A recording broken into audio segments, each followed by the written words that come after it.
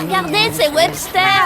Webster, comment on vit chez les... Allez, Kevin, laisse tomber Webster, on s'en va.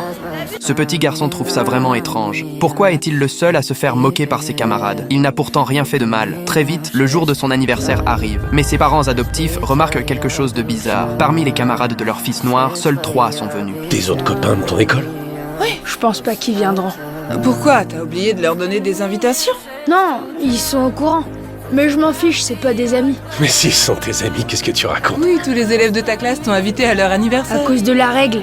Ils m'auraient pas invité s'il y avait pas cette règle. Ses parents adoptifs comprennent alors enfin que Randall n'est pas vraiment accepté dans sa classe. Et la raison, c'est sans doute simplement sa couleur de peau. Pour éviter que Randall soit blessé, le couple décide de trouver d'autres enfants avec qui il pourrait jouer. Mais très clairement, ces enfants n'ont aucune envie de passer du temps avec ce petit garçon noir. Rebecca, sa mère adoptive, ne peut que faire de son mieux pour le réconforter. C'est bête que t'aies pas plus de copains pour ton anniversaire. Je suis sûre qu'ils voulaient tous venir, mais ils ont sûrement pas pu parce qu'ils avaient autre chose de prévu.